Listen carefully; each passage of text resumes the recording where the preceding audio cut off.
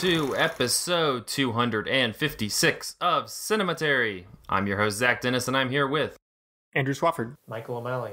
And in today's episode, we will be talking about movies that we saw in this week in part one. I was going to say in part one this week. This week in part one. And in part two, we will be continuing our Young Critics Watch Old Movies series with 1941's The Lady Eve. Real quickly, some housekeeping notes. Please head over to cinematary.com. We got a bunch of great writing. We have a review of Spider-Man Far From Home. Michael wrote about Midsummer, which we were very mean to last week. And we have a new review of Rocket Man by Logan Kenny. And by the time you guys check out this podcast on Friday, there will also be a review of The Last Black Man in San Francisco by Jessica Carr. So head over there. If you have not checked out Andrew's video essay, we have that over on the front page of the website, so you can catch that.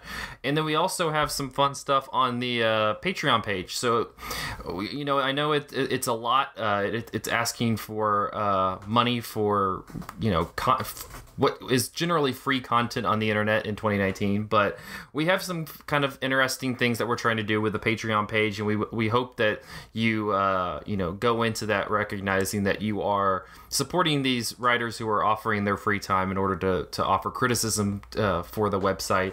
And so we have a chat that Andrew and I did, talking a little bit, going more in depth about his video essay. So if you watch that and kind of want to learn more about the process he went through going in depth on that subject, you should listen to that. But then we also had our first episode of Film Theory and Chill.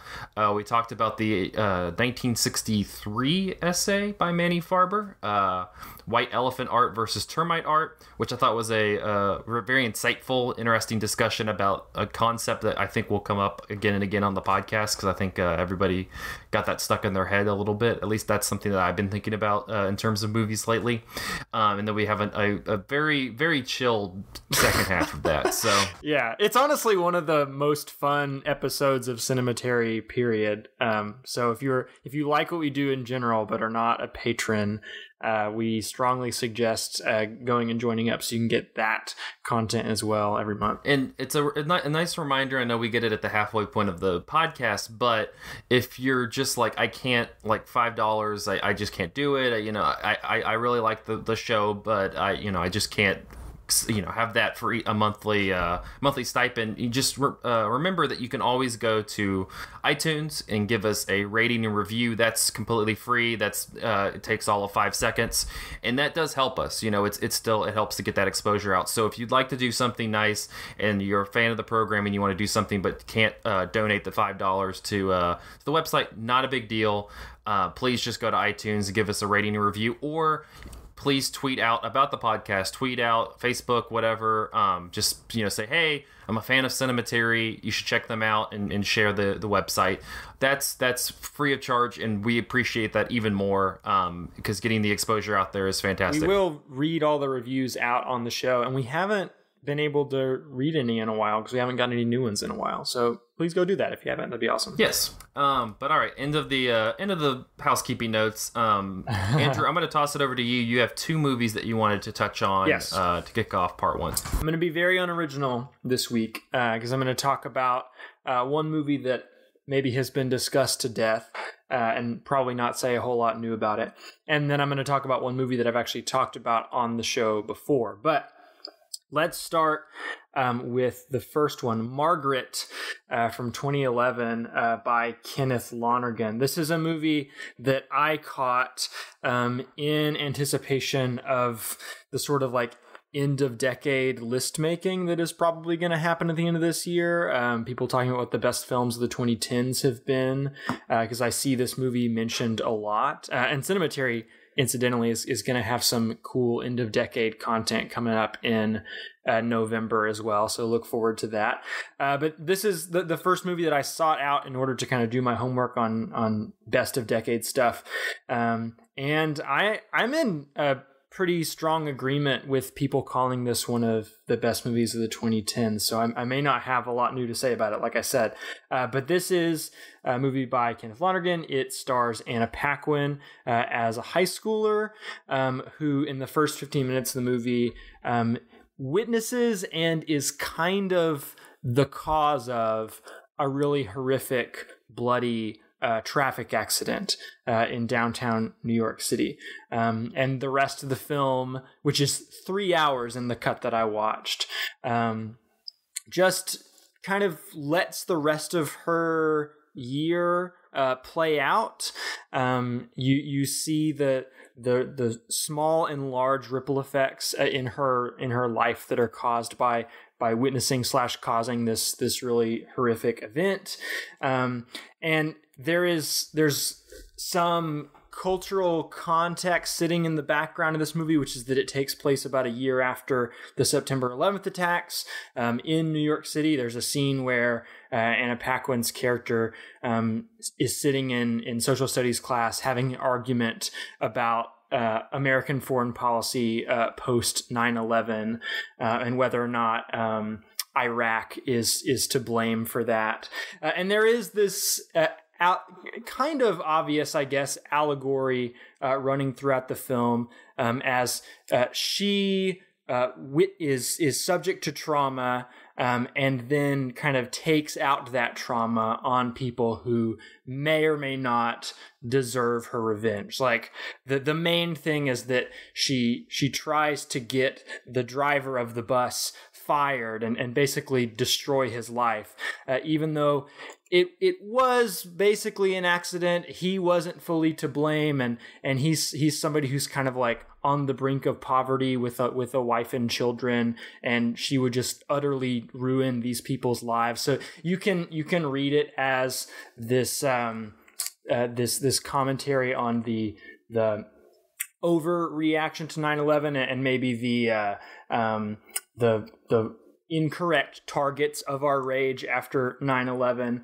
And this is a movie that I've seen compared to another post 9/11 film called 25th Hour by Spike Lee. And the two films are connected in another way, which is that they both star Anna Paquin.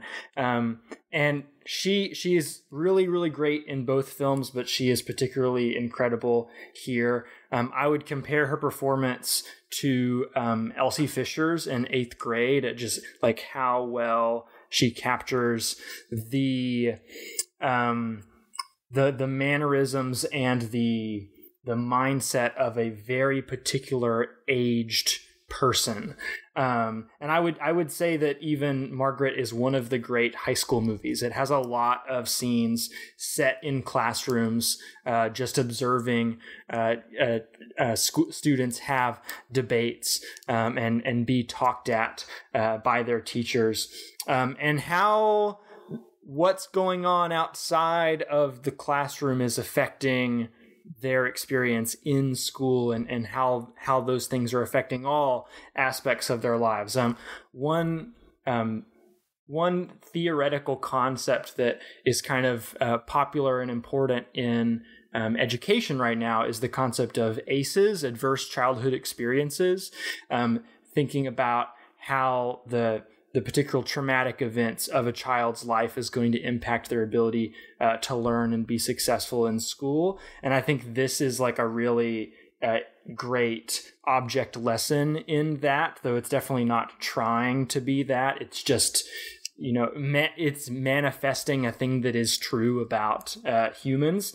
And the fact that this movie is 3 hours really helps you see that play out. It has this sprawling mosaic structure, tons and tons and tons and tons of characters, many of which are cast with like A-list stars, even though they are not huge characters. You have Matt Damon playing one of her teachers. You have Mark Ruffalo playing the bus driver. You have Matthew Broderick playing one of her teachers. You have a young John Gallagher Jr. playing one of her friends and like a hopeful boyfriend. You have Allison Janney playing the woman who's hit by a bus. It is a really star-studded cast, and you get to see all of these people like really fleshed out in these small fragments you get of them. And it is interesting to see all of the different dynamics between those characters and how the various experiences and traumas and grievances and agendas they all have kind of butting up against one another. It is almost like a Robert Altman film in that way, and it has sort of a Robert Altman-esque sound design as well. Lots of like overlapping dialogue. There are scenes where you're listening to two different conversations happening at the same time, but there's only one that you as an audience member really care about, and you have to like learn to tune the other one out.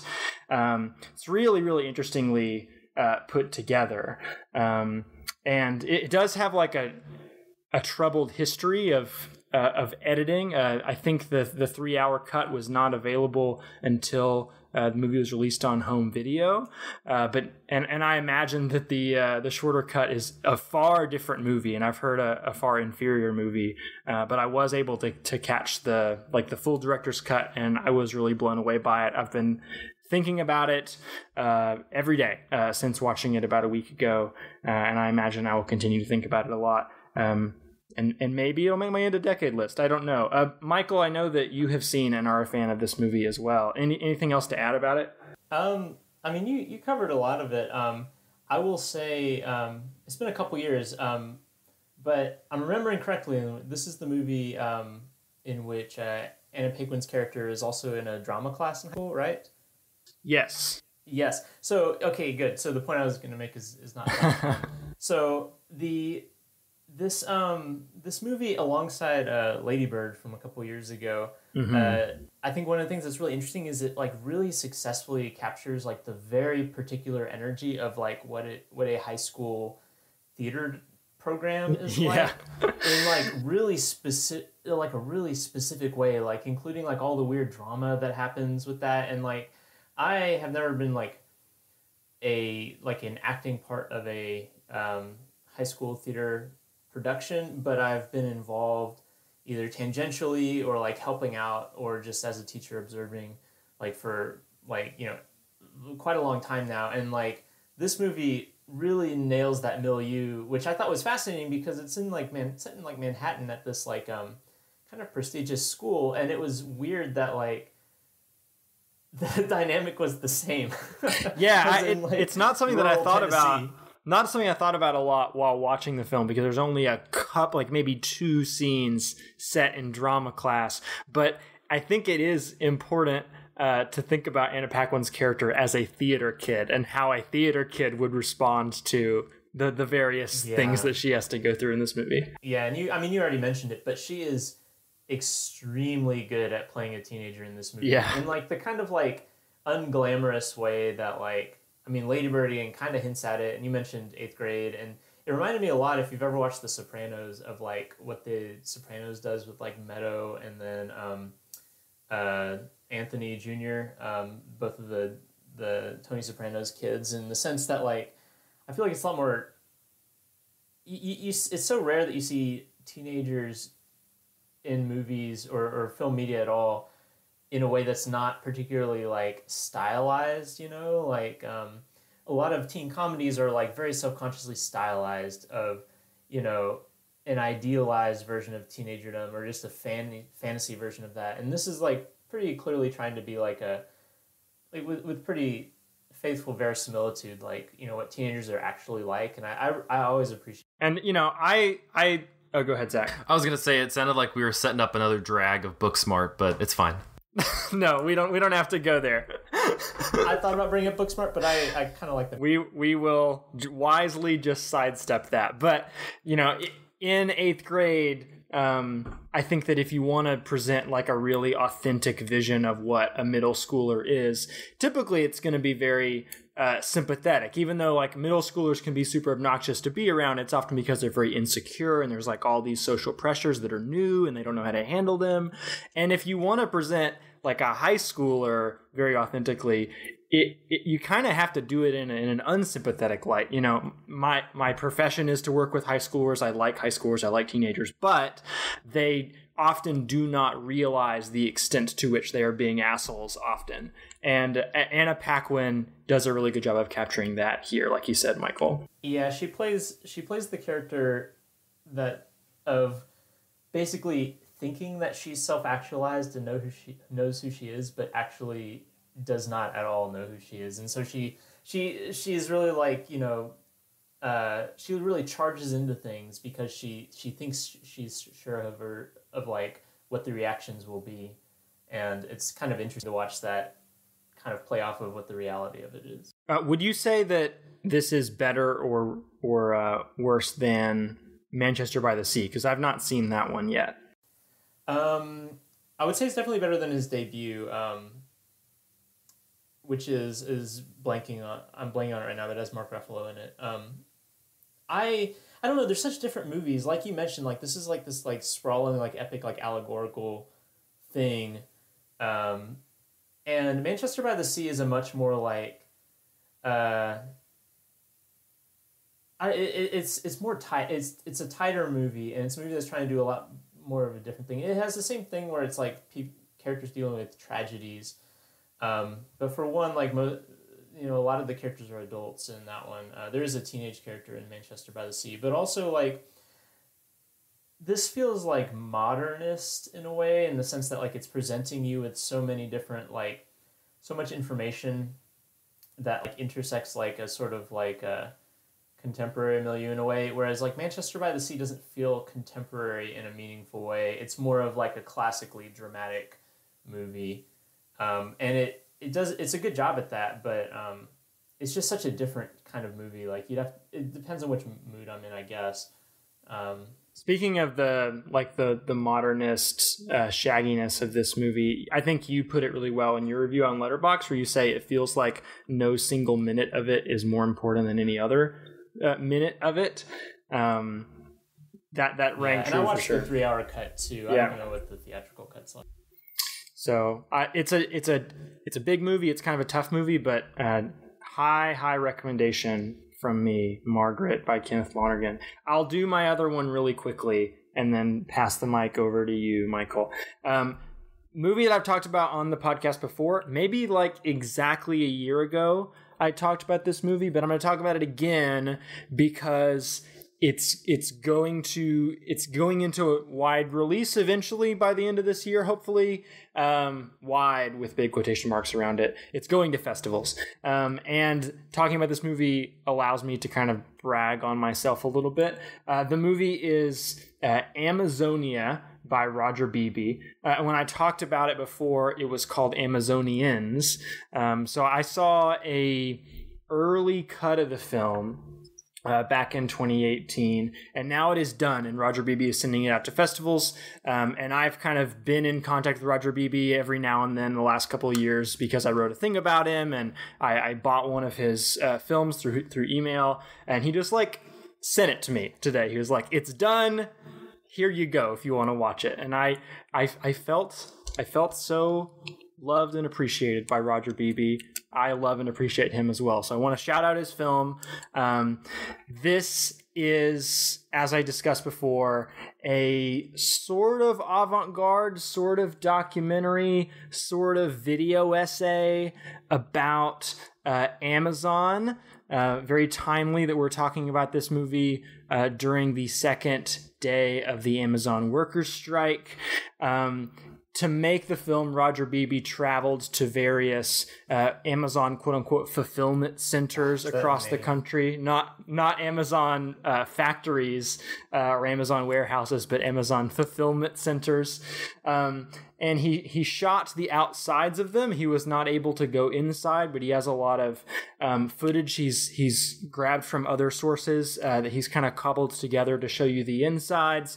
And he's also shooting the towns around the Amazon fulfillment centers and kind of pontificating on how the American landscape and like the American rural landscape, small town landscape has changed with the advent of like big box stores and these mega corporations like Amazon and Walmart.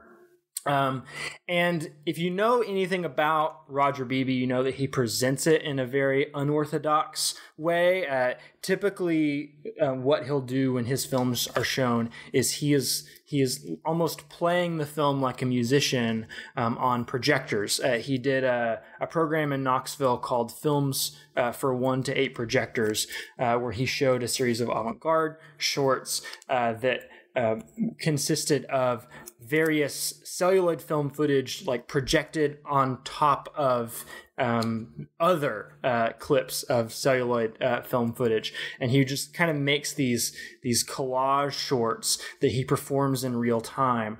And with Amazonia, he's doing that on a laptop screen. Like the version that I got was like a screen recorded just capturing of his MacBook screen. And what he does is he has all of these QuickTime windows that are playing digitized versions of celluloid film, as well as like digital video he's pulled off of YouTube in various places. He has a clip of The Matrix that he plays at one point.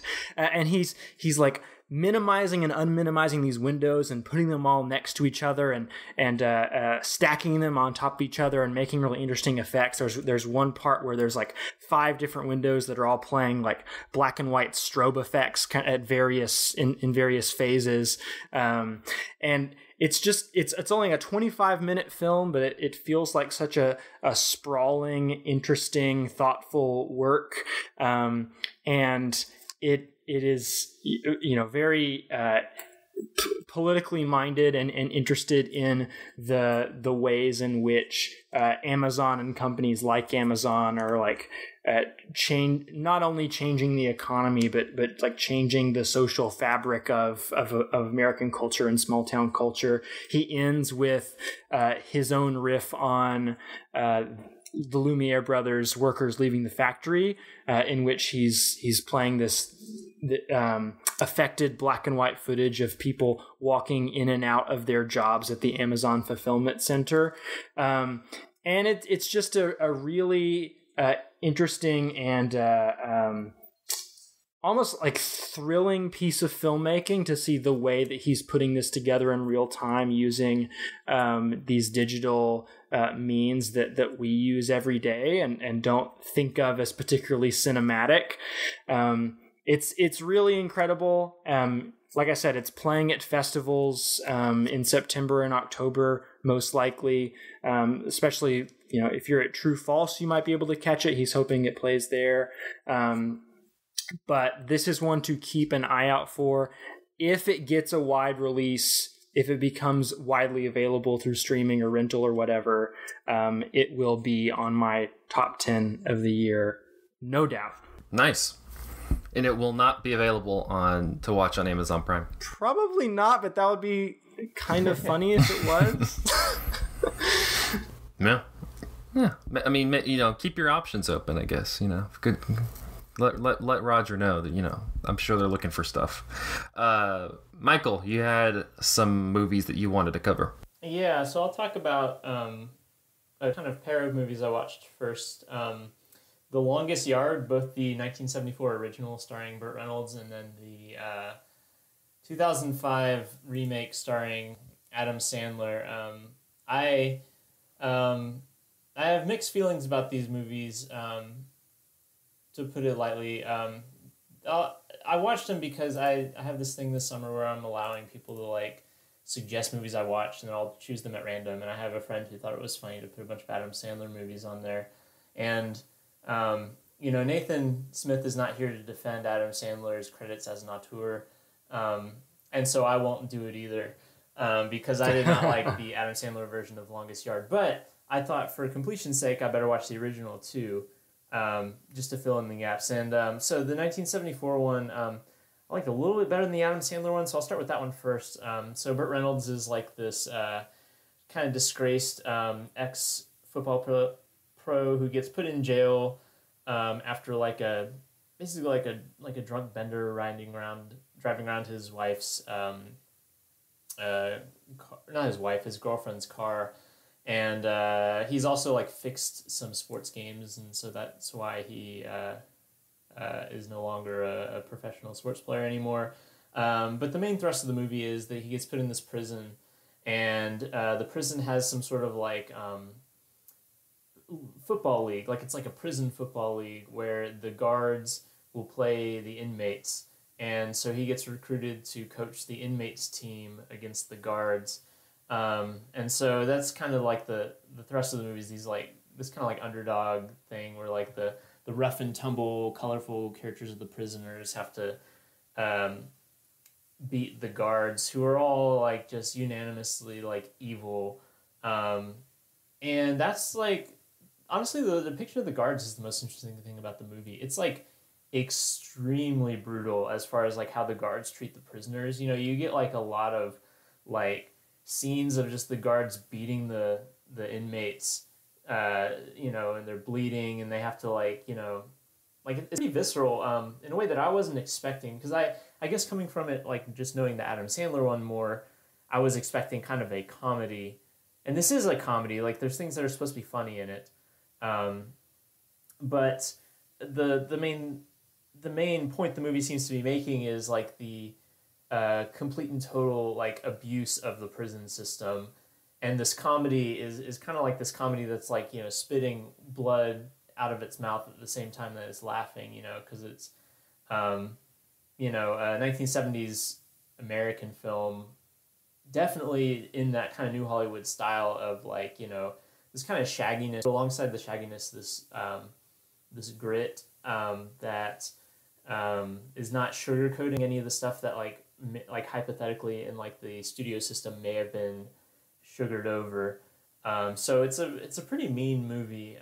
It's not always a movie I enjoyed, particularly Burt Reynolds' character, which is kind of maybe a deal breaker for the movie because he's the main character and ultimately supposed to be its hero.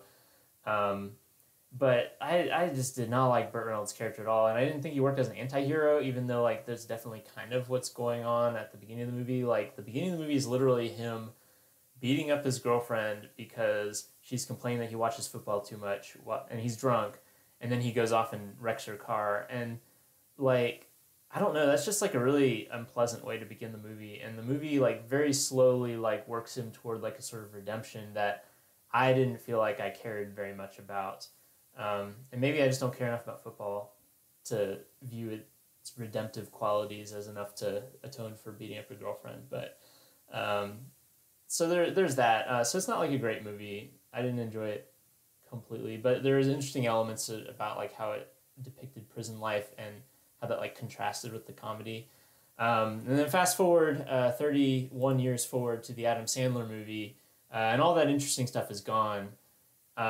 This is like pretty much like a snobs versus slobs comedy where like the prisoners are like kind of, you know, got to get their shit together, and then the guards are like these like genteel like Colonel Sanders type characters, like they're like just these like southern like plantation owner type dudes, which might be an interesting subtext to the movie if the movie were interested in subtext, but it's not really. Like it's, you know, I don't know. It's not as goofy as some Adam Sandler movies, which is maybe to its benefit, but it's also like lacking some of the weird, like interesting stuff like in Billy Madison. And it's like mostly like a straightforward sports movie just with like some maybe like tasteless like early to mid 2000s humor. Like there's like this runner that's like present in the original but is not really that played up that big, of the inmates who are not playing football are the cheerleaders, and the Adam Sandler movie goes at great lengths to show that these cheerleaders,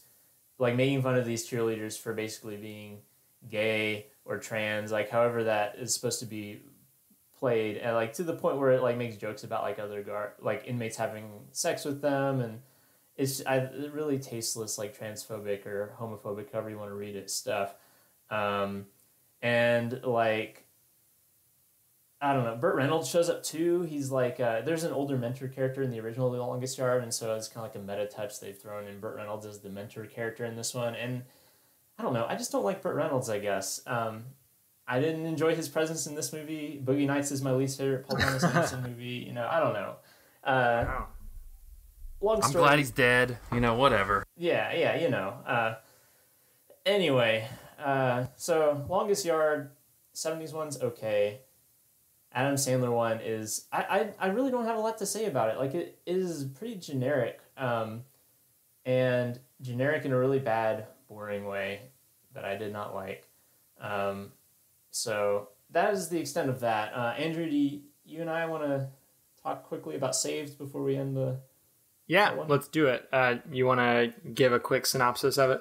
Yeah, so the other movie I watched, also from the mid 2000s, is the 2004 movie Saved, also a comedy, but one that I thought was actually funny and is not homophobic because it is a satire of evangelical Christian culture. Yeah. I talked to my wife about it, and she remembers it coming out and kind of causing a stir among her church circles, but I don't actually remember it coming out at all.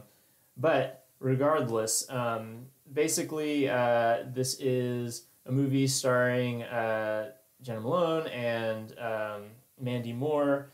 Mandy Moore is kind of like they're at this private Christian school that's very like evangelical, right? So we're not like dealing with like a Catholic Christian school or anything. It's like American Eagle Christian School, right? Yes. Or something like that. And they have pictures of George W. Bush in the fronts of their classrooms, and like it's like the whole shebang of like what you think of with like George W. Bush era American conservative Christianity. There's a character who wears a shirt that has the word Jesus stylized in the form of the AC/DC logo, which is like a deep memory for me. Yeah. The plot of the movie is that Jenna Malone's character has she's in a pretty serious relationship with her boyfriend, and being Christians, good Christians, they've been of course taught to save themselves for marriage, but she finds out through a series of events that her boyfriend is gay, and is struggling to like figure out what to do with that. But she has no struggle. She knows what she needs to do, because what's more important than saving yourself for marriage in evangelical Christian culture? It's not being gay. So her plan is that she is going to sleep with her boyfriend, and which will stop him from being gay. You're skipping over the fact that this is after she is visited by Jesus while she's drowning in a pool. Right. Yeah, so she has a kind of vision where Jesus tells her she has to sleep with her boyfriend to make sure that he doesn't actually fully tip over into being gay, and that sweet fornication is going to keep him from going to the dark side of sexual orientation. It doesn't work. His parents find out that he's gay, and they send him off to basically like a conversion camp. And then she, meanwhile, finds out that she is pregnant from that one encounter. So the movie kind of goes from there. A lot of it is now that she is in this position of, she's no longer saved herself for marriage, and so she finds herself outside of like the whole like purity talks at the school, but she's also got the secret of that she's pregnant, and so she kind of gravitates toward like the outsiders at her Christian school. So like you've got like Macaulay Culkin, who is this kid who's kind of along for the ride. He's like an atheist who's been put at the school by his parents. There's also another student, and I'm blanking on the actress's name, but she's Jewish and is at the school only because she's been kicked out of all the other schools, and this is the only one left.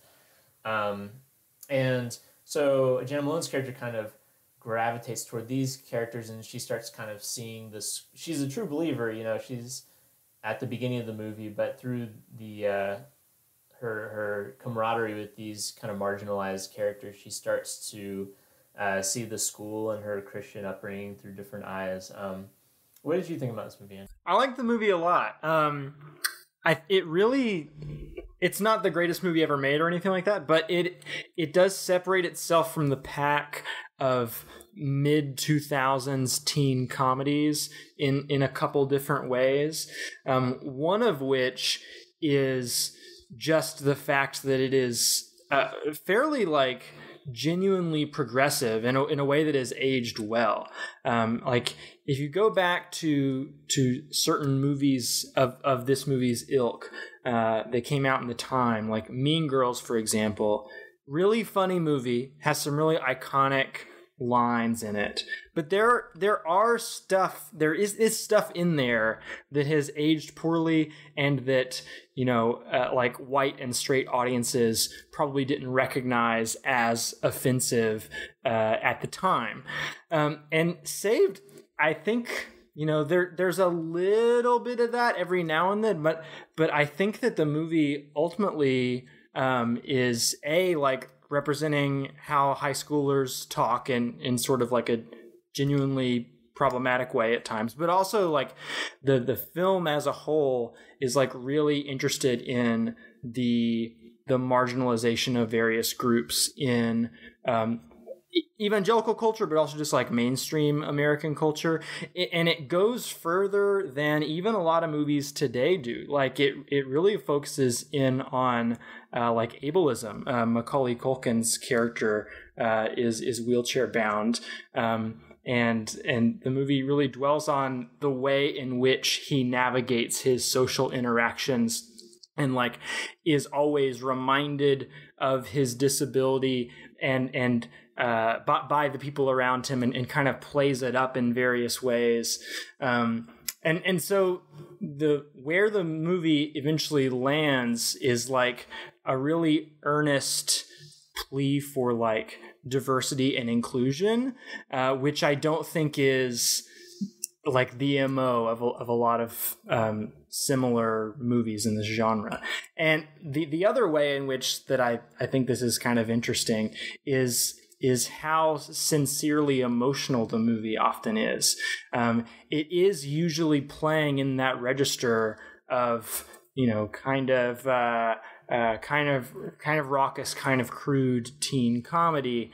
But there will be scenes where characters are sharing sincere emotions with one another, and the scenes will start in a way where you think it's going to go to a punchline, and then it just doesn't. And the rest of the scene plays out much longer than you initially expected it to, and it becomes sincerely or genuinely heartwarming or emotions pulling, or however you want to say it.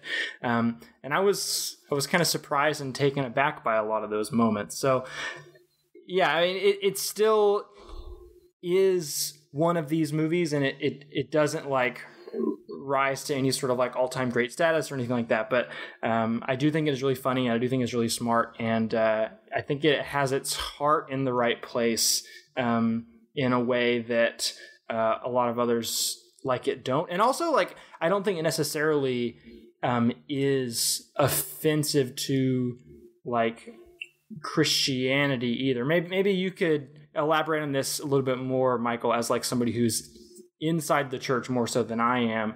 But it seems to be not necessarily condemning Christianity or organized religion whole cloth, but only like a specific way of practicing it that is hurtful to other people. I agree with that. If we're framing it in terms of if it's offensive to that, I mean, that specific branch of Christianity, evangelical Christianity, believes that the specific way that it practices its faith is the true way. So to make fun of that is to discredit, like, quote unquote, like, true Christianity. So I would say that, like, I would imagine that evangelicals who are like sincerely like bought into all the cultural stuff that this movie is, and a lot of the cultural stuff is kind of has aged. Like I don't know how common some of the stuff is in the movie, like the AC/DC Jesus shirt. Like that seems like very like of the that's moment. An artifact of a lost time. Yeah, but then there's other stuff like making fun of the worship style and stuff like that I think would probably be offensive. But I agree that ultimately it's about critiquing the ways in which that culture harms other people. Which is important. I thought like some of the stuff is really spot on to that milieu, like the adoration of George W. Bush, for instance, which I remember really strongly. And then like the stuff where they're like co-opting secular stuff for like really cheesy like religious stuff for like the AC/DC. Yeah, there's a scene in which the youth pastor is talking about a conversation he had with somebody else, and the other person says, these days I can't tell the difference between religious music and secular music. Right. And the pastor says, that's exactly the point. Right, exactly. So some of the stuff I thought it really nails. Some of the other stuff I thought, like, I don't know, like, what the reason for this is, and maybe I just have had different experiences in the South versus, like, this movie takes place in Baltimore, which is obviously pretty different from the South. But, like, I thought the movie kind of doesn't capture what I experienced as far as like how sexual purity was treated in the church. Like there's a joke scene in the movie where like the school is forced to give sex ed because of the state laws, and basically the extent of it is, hey, we're forced to give you some sex ed, so don't have sex because you'll die at the end.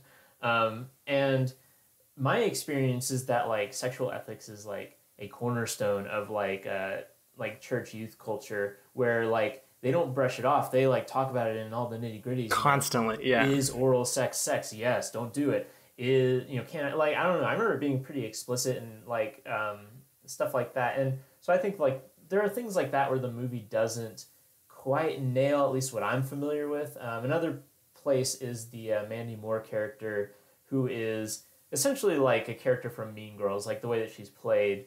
Very... She's a social climber. Yeah, social climber, very kind of a lightning rod of popularity, but doesn't really care about people that much, and it exploits people. And it's not that none of those things happened, but I feel like that in evangelical Christianity, the social dynamics are different, so that you don't get like that specific type of character. You get, I guess, like, I would have liked to see more about like how piety is exploited for social gain, and I feel like this movie does a little bit of that, but like she's always falling back on these like teen movie tropes rather than like tropes that feel relevant to like how Christians use them. None of which is to. It's really interesting that this movie came out in 2004, the same year that Mean Girls came out, because it couldn't have been an intentional snag, but it does feel like Mandy Moore's character was plucked directly out of that movie and put into this one. Yeah. Although I'm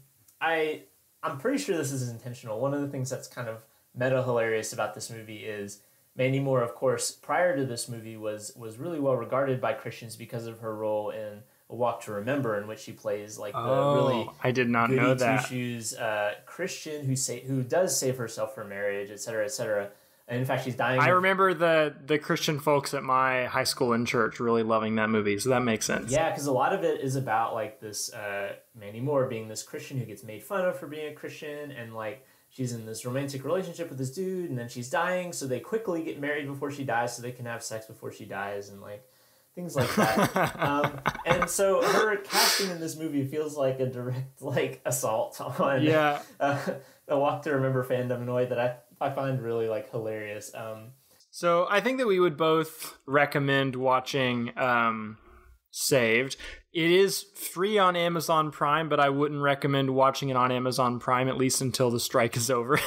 But if you want to see a movie that does delve into the topic of like evangelical purity culture, I would recommend the movie Teeth, which for the first half is all about that. But yeah, Saved is a good movie for sure. I agree. It's good. Cool stuff. We're going to take a short break. We will be back talking the Lady Eve after this.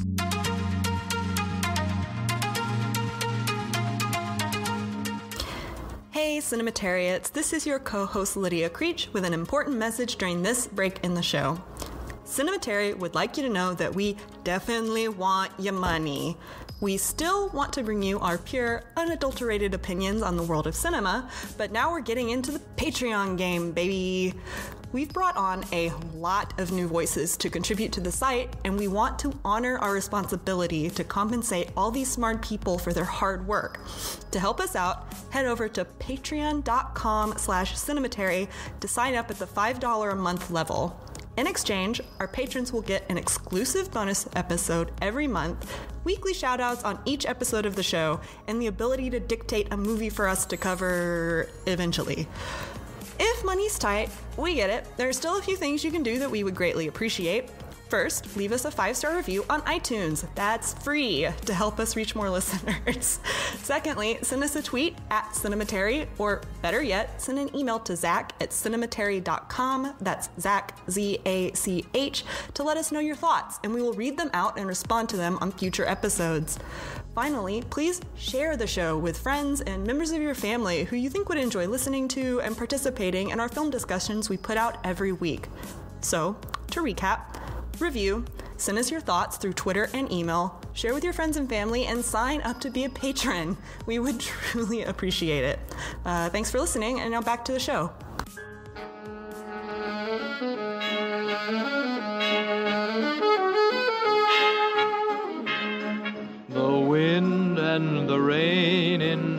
hair.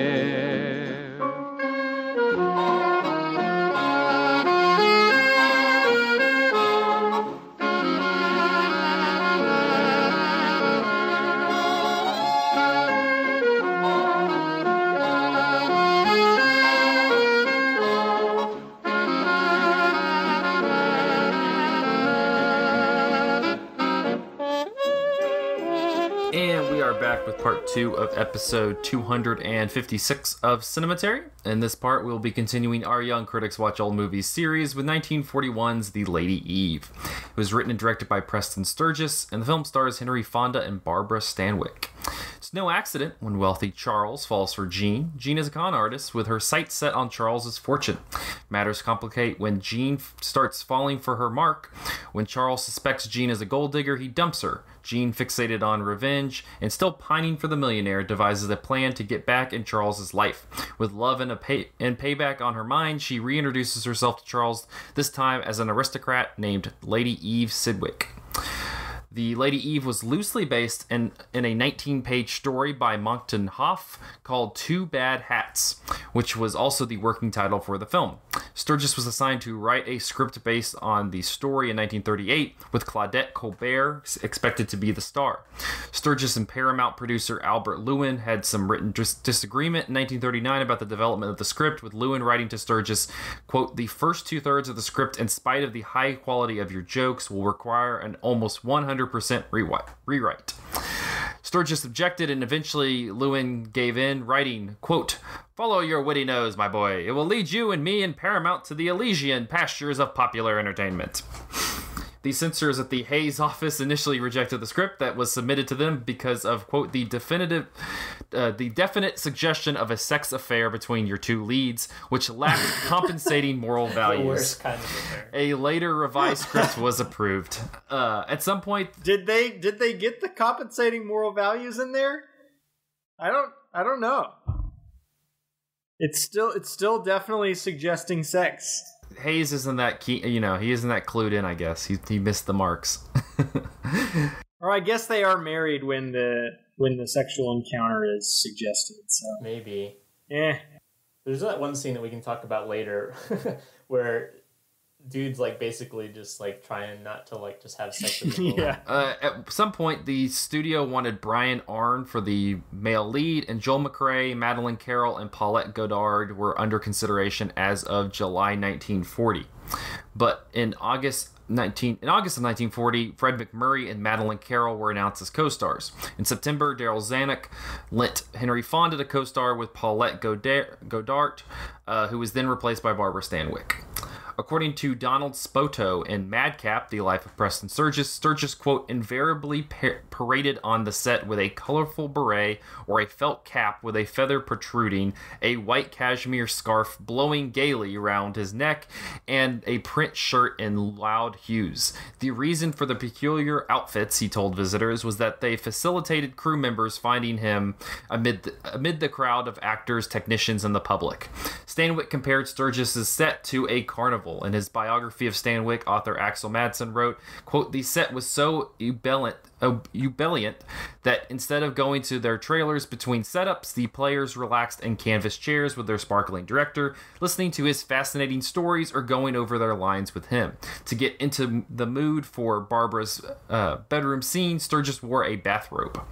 In 1956, Paramount released The Birds and the Bees, a remake of The Lady Eve, directed by Norman Taurog, and starring George Gobel, Mitzi Gaynor, and David Niven. In 1941, the New York Times said, "It isn't often that this corner has good reason to bang a gong and holler, 'Hurry, hurry, hurry.' As a matter of fact, it is all too rare, indeed, that we have even moderate provocation to mark a wonder of the cinematic world. Too many of the films on which we comment boil down to woeful mediocrity, and too many of the people who make them betray a depressing weariness." Variety 1941 said, "Third writer-director effort of Preston Sturges is laugh entertainment of top proportions, with its combo of slick situations, spontaneous dialogue, and a few slapstick falls tossed in for good measure." In 1997, Roger Ebert said, "If I were asked to name the single scene in all of romantic comedy that was sexiest and funniest at the same time, I would advise beginning at 6 seconds past the 20-minute mark in Preston Sturges' The Lady Eve." Wait, what scene is that? That's probably when she's like laying next to him, and he's like trying hard not to pull down his pants. She's like caressing his forehead, basically. Yeah, and it ends with her like going like making some sort of sound. Well, I'm satisfied. Yeah, making some sort of sound, and then it's like, well, I'll sleep soundly tonight. Yeah. So what did y'all make of the Lady Eve? I know we've talked about Preston Sturgis's Sullivan's Travels on the podcast before, but this is the first time I think we've dedicated. Have we? Yes. Oh yeah, we. But have, I think this is the first time we've dedicated like a whole part 2 to talking about Sturgis. So I'm curious of your relationship with him and his movies up to this point. I have seen 3. I've seen Palm Beach Story and Sullivan's Travels and this one, and this is my second time seeing this one. So I mean, I like all of them. I mean, the gold standard for screwball comedy for me is His Girl Friday, and none of them measure up to that. But you know, this is still very good. I've seen this and Sullivan's Travels, so only ones we've covered on the podcast, and I've enjoyed both of them. Preston Sturgis a little bit reminds me of Lubitsch in how sophisticated and light of touch his comedies are, though I think that he goes for slapstick sometimes in places where Lubitsch wouldn't, but I really enjoyed those moments. It made the movie seem really spontaneous, really unpredictable. As the plot is... Go ahead. I was going to ask if you had talked about Bluebeard's Eighth Wife on this podcast, because there's a scene in this movie that is basically like the same joke from a scene from Bluebeard's Eighth Wife. Remind me the Bluebeard scene. The one that... where the woman is finding out how many people he's been married to over the absolutely. years. And then this movie has like basically the other way around, that same scene. Anyway, go ahead. Absolutely. And I would say that kind of unpredictable or spontaneous quality that I mentioned extends to the plot as well. Zach, when you gave the summary, you mentioned it's about her pretending to be another woman and seducing him all over again. But that is something that doesn't really happen until like the 45-minute or 50-minute mark of the film. And I felt like the movie was wrapping up. And I checked where I was at in the runtime on my DVD player and found that, oh no, I have a whole nother movie to get through. And it took this huge left turn. And I felt like I could almost never predict what was going to happen, which... there's a lot of movies that are kind of like this about people in romantic couplings kind of, and this is just a screwball comedy thing, I guess, but trying to win one over on each other and sometimes trying to con each other out of money, like Trouble in Paradise or Gentlemen Prefer Blondes. And I was worried that this would end up becoming kind of forgettable or derivative compared to some of those. There are others that I'm forgetting the names of right now. But I do think there's a great amount of energy and novelty to this movie that I really enjoyed. You have to get to the second half of the movie where Mr. Pike, he has that raspy voice. And then her little henchman too, who I don't know how to describe his mannerisms, but just the overly affected, like sophisticated smile that he is constantly wearing. He seems like the foil to that Mr. Pike character. Is the guy she meets at the racetrack. Do you remember the character I'm thinking of? God, yeah. The British character who she uses as as like her mark. The guy who explains the backstory of her being like the long lost twin of the woman from the first half of the movie. His performance is incredibly funny. In how he describes how she got here, even though the ships weren't running, that she got here on a battleship. Yeah, Sturgis is interesting because I've seen because I've seen 3 of his movies. I've seen the Palm Beach Story as well as Sullivan's Travels and this one. And one of the things that drew me to him is that he's described as he's one of those directors that other directors really enjoy. Like, he's a director's director, and kind of watching his movies, it's kind of difficult to see that to an extent, just because it's not like his style is very showy. You know, it's not like he has this very distinct way of kind of framing his shots and creating the ambiance of the film, but at the same time, it's incredibly smartly put together. Like how effective early in the film, which is, I think, honestly one of the funniest scenes of the entire thing, is when Barbara Stanwyck has her is holding up the mirror and is doing a color commentary of Henry Fonda blowing off different women on the ship. Oh my gosh, yeah. That's a really interesting little formal special effect that they made to do that, because the camera is held in a tight close-up on the mirror, but inside the mirror you're getting this other camera angle that is moving around and following Henry Fonda, but it doesn't appear that she's moving the mirror. It's just like a screen inside of a screen, which is, I don't know, maybe I don't know enough about Hollywood history and what was possible at various times, but it seemed like kind of a ahead of its time little effect. Yeah, and I liked how it used it not just as an effect to be an effect, but it kind of had this almost television-like quality of, he set it up as if it was like two sports, like a sportscaster commenting on a game, where just the way that he took her completely out of the shot, but she was kind of doing the voiceover and walking play by play through the different women walking by him.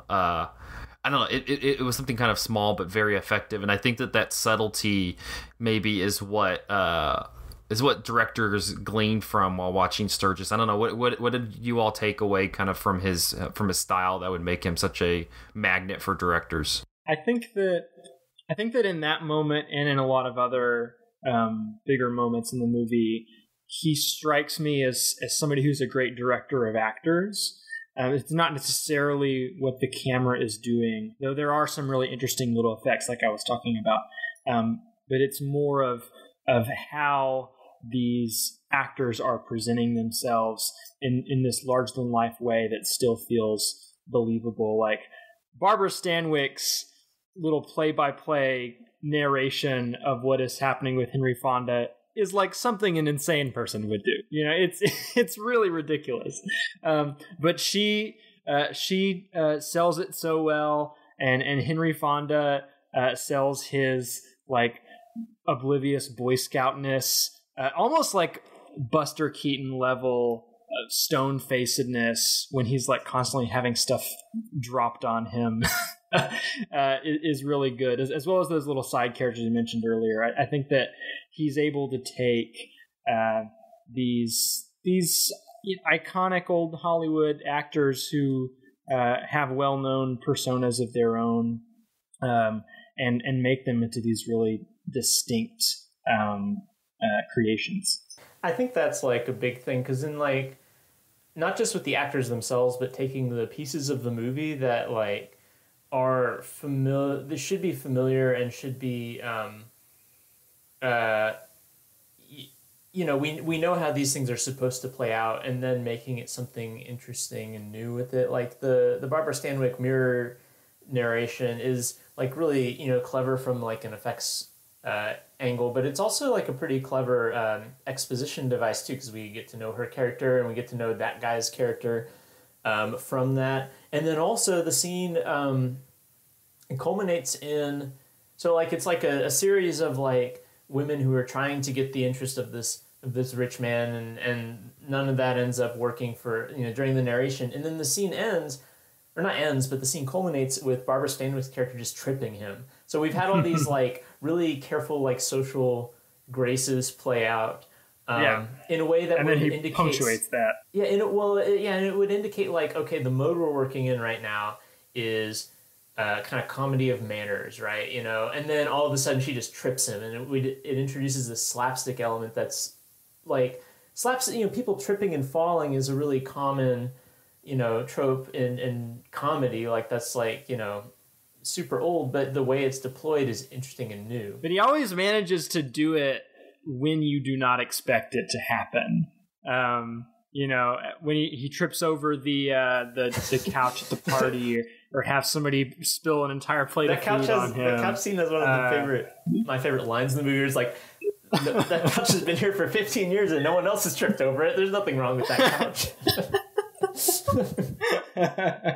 It's also, I guess to make a comparison, it's kind of like he uses the entire bison. It's like he's not just kind of using just using the effect to like just use it to have a cool effect. Like he's using all of the tools that you kind of have in order to make an effective slapstick scene in a film, and he's using all of that to his advantage. He's not just relying on the dialogue or relying on the camera effect. Like he's using it all in tandem. And I think that's one of the other things that maybe people kind of take from his movies, is that while a lot you can take away a lot of the lines and the performances throughout his career, but he also uses the entire breadth of like the scene of the cinematic setup. Well, including. Yeah, I would agree with that. Go ahead, Michael. Including the opening credits, which I think are one of the more, if you don't know the movie, it's one of the more surprising moments where you get this like animated scene with the snake over the opening credits, which compared to like other classic Hollywood films where it's usually just like static images with the names of actors and directors like projected on them, like that's a really interesting touch to just have this like musical animated number during your credits. It's really well done animation too. Like it really does stack up to the things that Disney, for example, was putting out. Yeah, so like using the whole bison, he's not even just constraining himself to live action. He's got animation in there. I like this this framework of looking at Preston Sturges as using the whole bison. You mentioned like he's not always relying on dialogue, but there are great lines in here too. I wish I had the script in front of me so I could just like flip through it and list off ones that I loved. One that I see on Letterboxd that somebody quoted that stuck out to me while I was watching the movie was at the really fancy dinner party in the second half, where some of the guests are talking about something they ate at a previous party or something, and this woman says, "The fish was a poem." It's a great line.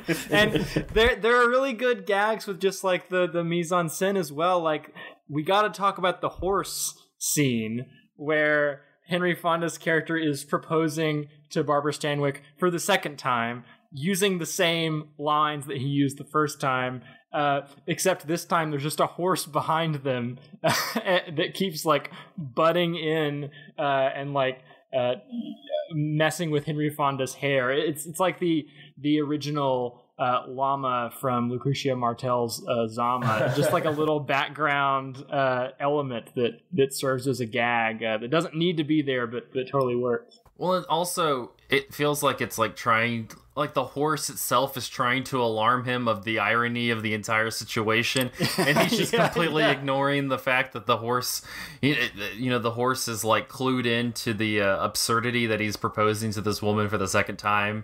And Sturges like keeps it in such kind of a close take that you don't see much other than the two actors and this horse just bouncing in the background. I love how he uses the camera there. On Barbara Stanwyck, I'm curious to talk a little bit about her, because I think for the most part, when you think of her, I mean, she's had a kind of an incredibly varied career, but I would say probably the one role that most people kind of look at her for is Double Indemnity, and she did a lot of other noirs where she was kind of the femme fatale, and she's kind of a femme fatale in this one, but at the same time, they kind of, it's almost like this comedic redoing of what a femme fatale in a film noir would be. Which, I mean, what did you all make of her character? I mean, it's worth pointing out that Double Indemnity, directed by Billy Wilder, kind of has a comedy script to it, even though it's thought of as a classic film noir. It's a really funny movie, and the like whiz-bang repartee of the various actors feel like it is ripped straight out of a screwball comedy. And that was actually one of the ones that I was I was forgetting to mention earlier when I was talking about movies about old Hollywood movies about romantic couplings in which the two partners are like trying to pull one over on each other and con money.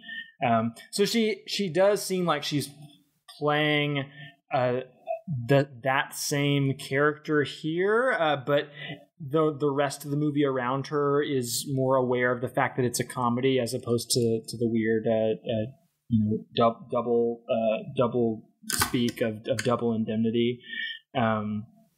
Michael, anything else about Barbara Stanwyck?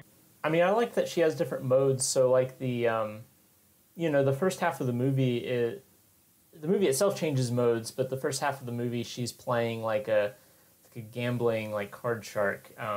And so like the specific way in which she plays that is interesting in comparison to like in the second half when she's playing like aristocracy.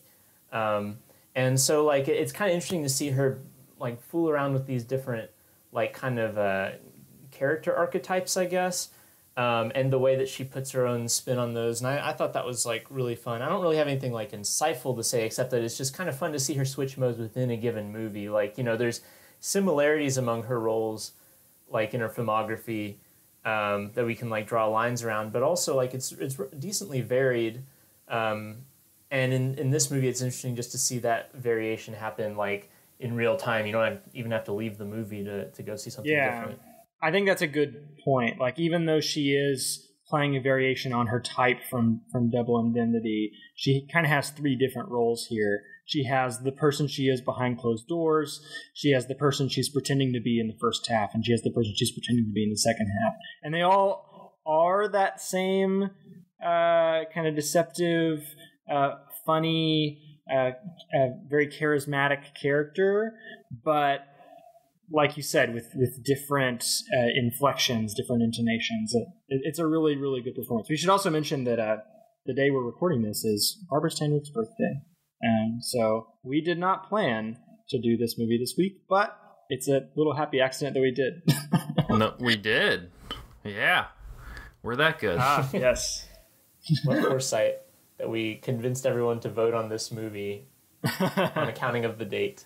You make a good point, Michael, talking about how she is kind of she kind of has to display this range in the movie. I'm trying to think of other, not only just screwball comedies, but kind of comedic roles, especially for actresses, female performers, where in a comedy movie that is like required to really have this this amount of range in terms of the character, because she does go from this kind of card shark con artist and then has to play this almost like period centric aristocrat. I don't know. I'm just kind of throwing it out there. I don't have an example I'm just more like. I mean, the only thing that springs immediately to mind would be the male performances of Some Like It Hot, but that's obviously way more over the top. And like you said, it's hard to think of an example of a female character who's given this much room to play around in old Hollywood. I think that's usually one of the fun things about screwball comedy is that, relative to the other films at the time, there's a pretty fun, like, unchained, unencumbered element to the female roles. I'm also thinking of, like, Bringing Up Baby, which, has, it's Katharine Hepburn, right, in that movie? Yeah. Who Katharine Hepburn is usually... the roles that she plays are usually kind of like austere or harsh in a way. Like, not that she's always harsh, but there's a certain like respectability to them that she completely casts to the wind in that movie in playing essentially like a cartoon character. Yeah, just kind of going down the list of like really canonical screwball comedies, I would say that definitely holds true for almost all of them. Claudette Colbert in It Happened One Night and Bluebeard's Eighth Wife, Irene Dunne in Awful Truth. You've already mentioned His Girl Friday and Rosalind Russell's performance in that. I would also maybe add Veronica Lake in I Married a Witch. Just a lot of great opportunities for scenery chewing in those movies, but maybe none more so than here, where there is this multifaceted element to the performance. Yeah, because it's not like, I mean, Henry Fonda's not bad in this movie, but he's also supposed to be very reserved and subdued compared to her, and so she's very much having to carry a lot of the screen chewing and a lot of the comedy, just in terms of the more verbal repartee. Yeah, he is so funny though, man. I mean, I know I already mentioned it and compared him to Keaton, but I just love his complete obliviousness in all of these scenes. His presence, especially knowing him from other movies, like knowing how the smartest guy in the room in 12 Angry Men he is. It's really funny contextually to see him play such a dummy. Well, I think you can compare this movie in terms of its plot to an extent to Bringing Up Baby, and it's interesting kind of looking at his performance compared to Cary Grant in that movie, he's a snake expert rather than a dinosaur expert. Oh, hold on. Can we stop it? Speaking of snake experts, can we talk about the book he's reading? Oh my god. Are snakes necessary? Are snakes necessary? Which is apparently Brian De Palma has written a book by that title. Apparently, what? Yeah, I googled it. Oh my gosh! But anyway, go ahead with your point. But you mentioned the snake enthusiast, and it just reminded me of probably the biggest laugh I got out of the movie. No, I was just gonna say, and concerning Cary Grant compared to Henry Fonda in this movie, Henry Fonda kind of stays at the same degree of kind of just his performance. He stays at the same degree the entire time. He's very reserved. He's constantly working on this one level, and he's working on that one level very comedically, so it's effective, and that kind of works for the plot that he's not going way too up or way too down. Compared to Cary Grant, who in Bringing Up Baby kind of fluctuates in terms of how he's reacting to Katharine Hepburn, and it's funny in the context of that movie, but at the same time, just the kind of flatlining, monotone, single level that he's doing throughout the film. He keeps repeating the line, after being up in the Amazon for 1 year, it's funny the seventh time he says it. Yeah, and I think his performance allows some of the tropier elements of comedy to land a bit better. Like I mentioned, the slapstick, he falls so many times in this movie, and it's the particular way he does it is not like what we would call a lot of times when we talk about great physical comedy, there's something kind of ballet about how they use their body. It's not particularly like that. It's just the particular way in which he falls is it's not really movie comedy falling. He's just eating dirt.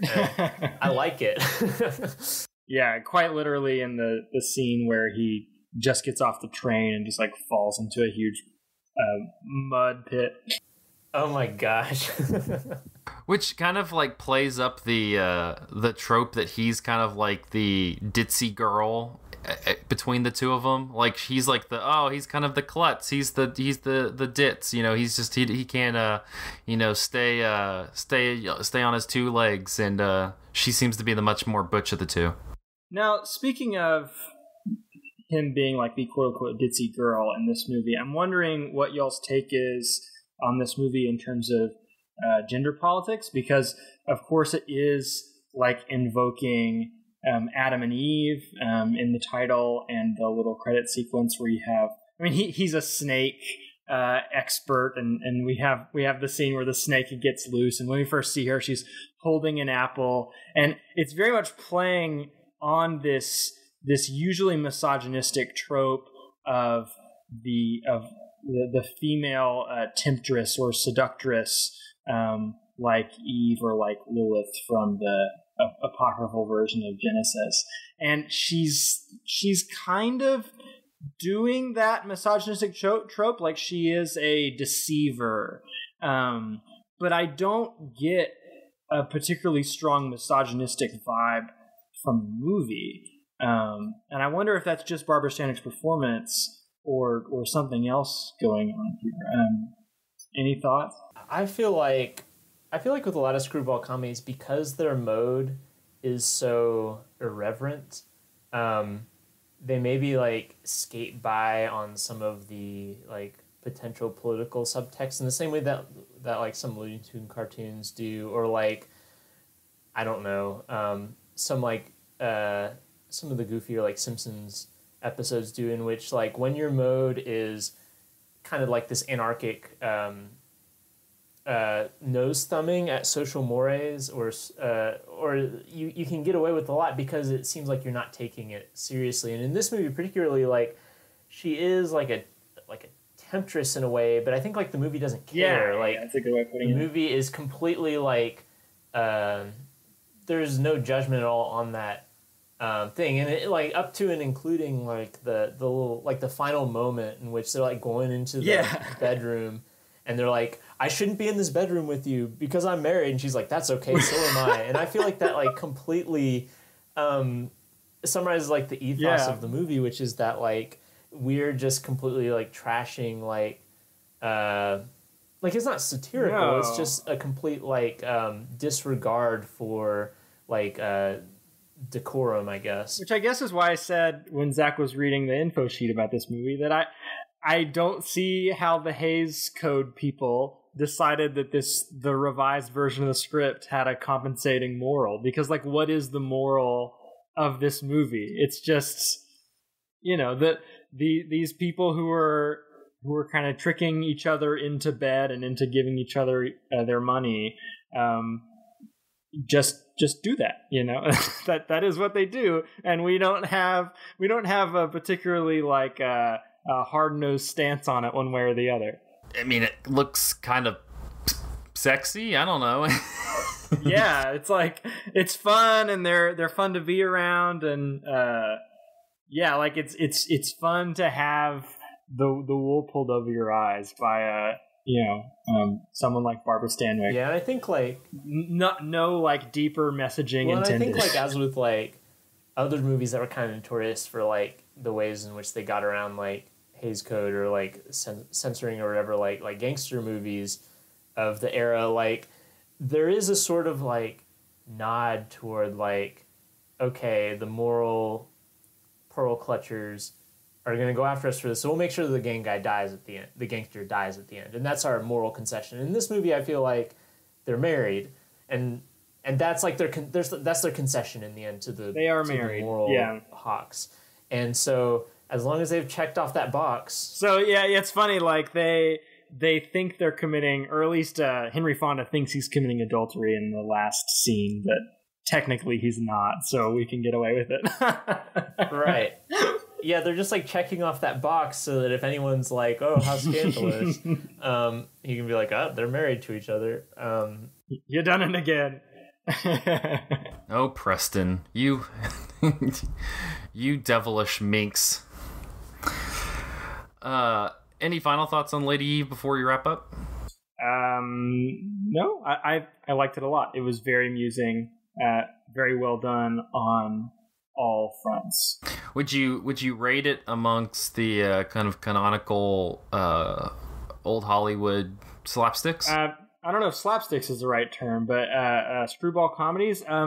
Maybe I haven't seen enough of the deep cuts to say what is and is not in the canon, but of the ones that I've seen, a lot of which I mentioned earlier, I would think that it definitely holds its own among them. So yeah, high recommendation. I know I've been talking really highly of it, but I do feel like it's like a slightly second tier to like the extremely canonical ones. Maybe like I mentioned His Girl Friday, or some of the Billy Wilder comedies. I would put like a notch above this one, and this one is residing in the same realm that something like Balls of Fire, or like even the Palm Beach Story, has, where it's very good, but there's I wouldn't quite put it on like the highest pedestal. Does Some Like It Hot qualify as a screwball comedy, or is it just a comedy? I mean, historically, it's outside of the era. But, okay. I think, but I don't know. We talk about like screwball comedy kind of became a retroactive genre too. I think like it wasn't kind of like film noir wasn't like a a movement until people started looking back on it. I kind of get the same thing with screwball comedy, and so like some of the elements that define what screwball comedy is seem present. So it's like too late is what you're saying, because It Happened One Night is typically a screwball comedy in the 30s. But I guess if we're talking about like studio era comedies, if we broaden it to that, I would say The Lady Eve is not Some Like It Hot tier or His Girl Friday tier, but no, Some Like It Hot is definitely the funniest of all the ones that I've name dropped, and I don't know if I would necessarily say it's quite as good as It Happened One Night, but I would have to rewatch that movie with this in mind. Yeah, I put It Happened One Night above it too, but it's still very good. And there's a certain point at which like the ranking of it becomes like absurd because it's all really good. Who cares? Every time I watch an old Hollywood movie from this era, especially if it's a comedy, I think to myself, why am I not think the just same watching thing. Like, these why do I all even the bother time with and current nothing else? releases? So like, current releases are bullshit. yeah, who cares? There are hundreds of these that I haven't seen that I could just watch, and I often will get in a kick. Like in January, I watched like nothing but old Hollywood stuff. So I don't necessarily care all too much about like trying to rank all of them. I mean, this is just yet another really delightful old Hollywood studio amusement that I'm really glad I got to see. Although as that New York Times review that you quoted, Zach, reminds us, it's just a pearl among all the dreck of that the movie houses are putting out these days, which that's true. Is just a great statement for humanity's ability to find ways to complain about everything. Yeah, that's true. The Lion King hitting theaters July 19th. Right. Well, where is Our Lady Eve? Save us. That will wrap up this episode of Cinematary. You can find us on Facebook at facebook.com/Cinematary, on Twitter at handle @Cinematary, and on Letterboxd at letterboxd.com/Cinematary, where we post all of the movies that we talked about in this episode. We gave it a shout out at the beginning, but also we'd like to remind you that we are on Patreon. If you'd like to help support the podcast and the lovely writers who are writing for us, please head over to patreon.com/Cinematary in order to sign up, and you'll get wonderful film theory and chill content.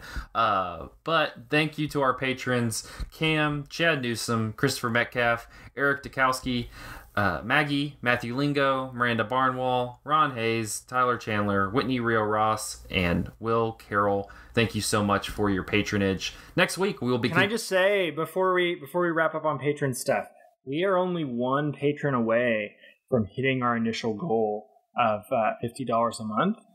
So if you have been considering being a patron but aren't a patron yet, you could be that person that gets us over the line. So just a little. Maybe we'll do something special for you. Maybe we'll do something special. Just saying. I'm not sure what that would be, but we don't either. But I'm just gonna put that incentive out there. We're gonna continue our Young Critics Watch Old Movies series next week with 1953's Pickup on South Street. But yeah, thank you guys for listening. Wait, is that the next one? I think you're skipping one. Just kidding. Next one's late spring. No, next week. Just ignore me. Next week we're gonna be continuing our Young Critics. I'm gonna do like the rewinds. Next week on Young Critics Watch Old Movies, we're going to continue with 1949's Late Spring. We're going back to Ozu land, people.